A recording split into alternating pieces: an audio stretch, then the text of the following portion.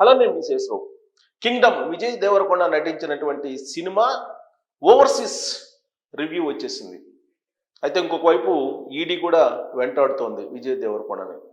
మరి overseas review ప్రకారం ఏం చెప్తోంది అని అంటే, లండన్ సెన్సార్ బోర్డు పూర్తి చేసుకున్న తర్వాత అక్కడ సెన్సార్ బోర్డుకు సంబంధించినటువంటి వాళ్ళు ఇస్తున్నటువంటి రివ్యూ ప్రకారం ఇది ఫస్ట్ హాఫ్లో కొంత మెరుగ్గానే ఉంది, సెకండ్ హాఫ్కి వచ్చేటప్పటికి లెంగ్దీగా ల్యాగ్ అయినట్టు ఉంది అని చెప్పి చెప్తూ ఉన్నారు.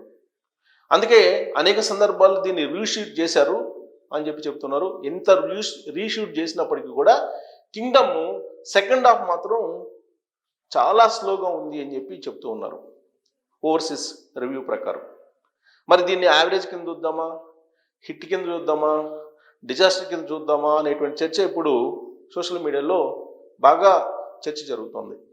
ఎందుకు యావరేజ్గా చూడాలని అంటే, విజయ్ దేవరకొండ నటించినటువంటి గత సినిమాలు ఏవైతే ఉన్నాయో ఈ మధ్యకాలంలో ఫెయిల్ అయినటువంటి సినిమాలు, కామ్రేడ్, డియర్ కామ్రేడ్ కానీ, లేదంటే ఇంకా ఆయన తీసినటువంటి సినిమాలు అటర్ ఫ్లాప్ సినిమాలు వరుసగా 4-5 ఉన్నాయి ఈ మధ్యకాలంలో. ఈ సినిమాలతో పోల్చుకుంటే ఇది బెటర్ అనేటువంటి ఓవర్సీస్ రివ్యూ వస్తూ ఉంది. ఆయన ఫ్యామిలీ స్టార్ అనేటువంటి ఒక సినిమా తీశారు. లైగర్ సినిమా ఈ మధ్యకాలంలో అది సినిమాకి సంబంధించి పాన్ ఇండియా సినిమా అని అన్నారు ఆ లైగర్ సినిమా. సో ఇప్పుడు కింగ్డమ్ ఏ విధంగా అయితే హైప్ క్రియేట్ చేసిందో అదే తరహాలో లైగర్ కూడా క్రియేట్ చేసింది.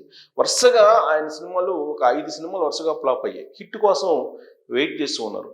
ఆ సినిమాలతో పోలిస్తే ఇది యావరేజ్ కింద ఓవర్సీస్ రివ్యూ ఇస్తూ ఉంది. మరి ఇది డిజాస్టరా లేదంటే హిట్టా అనేది మాత్రం ఓవర్సీస్ రివ్యూలో చెప్పట్లేదు. బట్ గత సినిమాల డిజాస్టర్లతో పోల్చుకుంటే ఇది బెటర్ అనేటువంటి రివ్యూని మాత్రం ఇస్తూ ఉన్నారు. అట్ ద సేమ్ టైం ఇది లండన్ సెన్సార్ సందర్భంగా చూసినటువంటి వాళ్ళు ఇచ్చిన రివ్యూ మాత్రమే. అసలు సినిమా రిలీజ్ కాబోతుంది 31వ తారీఖున. అది తమిళ్, హిందీ ప్రాంతీయ భాషలన్నింటిలో కూడా ఇది గ్రాండ్ రిలీజ్ కాబోతోంది అని చెప్తూ ఉన్నారు. అయితే at the same time ED కూడా వెంటాడుతుంది విజయ్ దేవరకొండని. లైగర్ సినిమా సందర్భంగా ఏ విధంగా అయితే ఈడీ వెంటాడిందో అదే తరహాలో ఇప్పుడు ఆయన్ని ఈడీ వెంటాడుతుంది. 6వ తారీఖున ఆగస్ట్ ఆయన హాజరు కావాల్సి ఉంది. 8వ తారీఖున రాణా, 13వ తారీఖున మంచు లక్ష్మి. ఇవాళ ప్రకాష్ రాజ్ హాజరయ్యాడు ఈడీ ఎదుట. ఏ కేసులో ఈడీ ఎదుట హాజరయ్యారు వీళ్ళంటే, బెట్టింగ్ యాప్స్ని ప్రమోట్ చేసేటువంటి దాంట్లో. ఈ బెట్టింగ్ యాప్స్ని ప్రమోట్ చేయడం కారణంగా వీళ్ళకి పెద్ద ఎత్తున అమౌంట్ వచ్చింది. మరి ఈ అమౌంట్ ఎక్కడి నుంచి వచ్చింది, ఎవరు పంపించారు? విదేశాల నుంచి ఈ అమౌంట్ వచ్చింది. మనీ లాండరింగ్ జరిగింది. ఇది మనీ లాండరింగ్ అమౌంట్ అనేది ఈడీ అనుమానిస్తుంది. అందుకే పిఎంఏఎల్ చట్టం ప్రకారం వీళ్ళని విచారించడానికి ఈడీ సిద్ధమైంది. ప్రకాష్ రాజ్ ఇవాళ హాజరయ్యారు. ప్రకాష్ రాజ్ హాజరయ్యి ఇప్పుడు ఈడీ ఎదుట మరి ఏ సమాధానం చెప్పారో, బట్ విజయ్ దేవరకొండ కూడా హాజరు కావాల్సి ఉంది.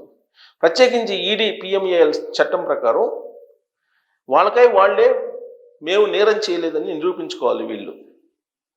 యాక్చువల్గా బెట్టింగ్ యాప్లకు సంబంధించి యూట్యూబర్స్, సినిమా స్టార్స్, కొంతమంది ఇన్ఫ్లుయెన్సర్స్ వీళ్ళు ప్రమోట్ చేశారు. దీన్ని నా అన్వేషణ అతను విదేశాల నుంచి ఒక వీడియో చేసి క్లూ ఇచ్చారు. ఈ బెట్టింగ్ యాప్స్ ద్వారా ఉగ్రవాదులకు సంబంధించినటువంటి అమౌంట్ కూడా దాంట్లో ఇన్వాల్వ్ అయి ఉంది. ఈ బెట్టింగ్ యాప్స్ను ప్రమోషన్ చేసేటువంటి వాళ్ళకి అక్కడి నుంచి విదేశాల నుంచి చైనా, పాకిస్తాన్ ఇలాంటి దేశాల నుంచి డబ్బు పంపిస్తూ ఉన్నారు అనేటువంటి వీడియో అతను చేశారు. ఆ తర్వాత అది పెద్ద చర్చనీయాంశమైంది.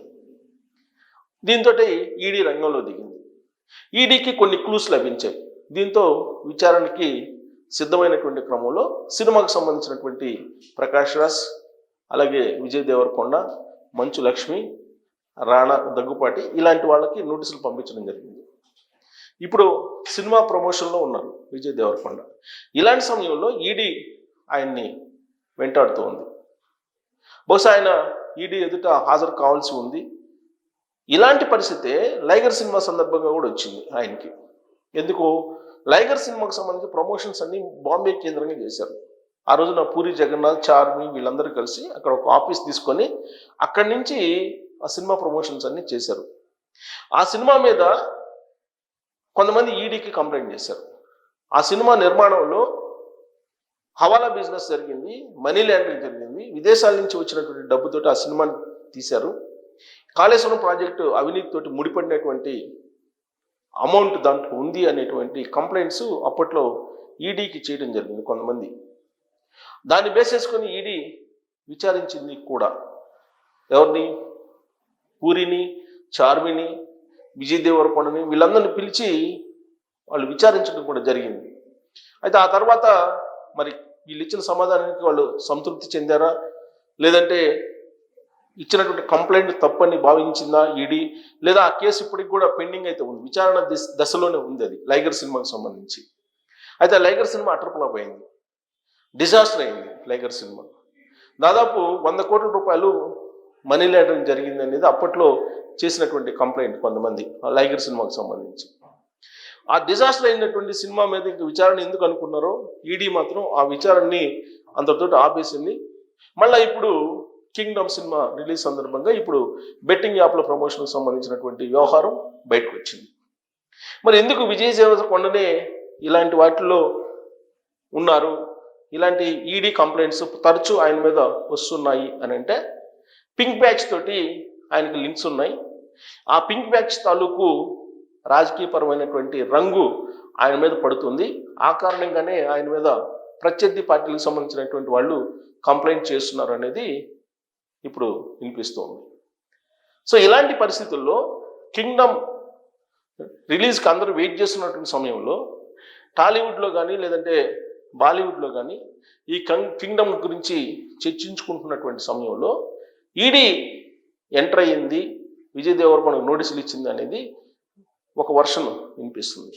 మరొక వర్షను ఓవర్సీస్లో కింగ్డమ్ ఏంటి అనేది తెలిసిపోయింది కాబట్టి ఓపెనింగ్స్ ఎలా ఉంటాయి అనేది కూడా ఇప్పుడు చర్చ జరుగుతుంది. కారణం ఏంటంటే బెనిఫిట్ షోని వేయకుండా వెనక దగ్గర, బెనిఫిట్ షోలు వేస్తే నష్టం జరుగుతుందేమో ఓపెనింగ్స్కి అనేటువంటి ఉద్దేశంతో బెనిఫిట్ షోలు వేయకుండా వెనక దగ్గర అనేటువంటిది టాలీవుడ్లో నడుస్తున్నటువంటి ఒక చర్చ. టాలీవుడ్ టాక్ కూడా అలానే ఉంది. మరి కారణాలు ఏమైనప్పటికీ కూడా మొత్తానికి బెనిఫిట్ షోల నుంచి వెనక దగ్గర. ఓవర్సీస్లో అయితే లండన్ సెన్సార్ నుంచి క్లీన్ అయి వచ్చేసింది బయటికి. లండన్ నుంచి వస్తున్నటువంటి రిపోర్ట్ ప్రకారం మాత్రం ప్రస్తుతానికైతే గత సినిమాల డిజాస్టర్లతో పోల్చుకుంటే బెటర్ అనేటువంటి టాక్ మాత్రం వస్తూ ఉంది. అసలు సినిమా మొత్తం ప్రపంచవ్యాప్తంగా రిలీజ్ అయిన తర్వాత అభిమానుల నుంచి వచ్చినటువంటి రిపోర్ట్స్ని బట్టి మనం నిర్ధారించగలం. అప్పటి వరకు కింగ్డమ్ ఎలా ఉంది, అది హిట్టా ఫట్టా అనేది చెప్పలేము. బట్ లండన్ ఓవర్సీస్ మాత్రం యావరేజ్ అనేటువంటి ఒపీనియన్ని వ్యక్తం చేస్తుంది. మరి ఈ సినిమా మీద మీ అభిప్రాయం ఏంటి? అలాగే ఈడీ విజయ్ దేవరకొండ మీద విచారణకు సిద్ధం అవుతుంది కదా, మరి దీని మీద బెట్టింగ్ యాప్స్ని ప్రమోషన్ చేసే దాంట్లో దీని మీద మీ అభిప్రాయం ఏంటనేది తెలియజేయచ్చు. Thank you.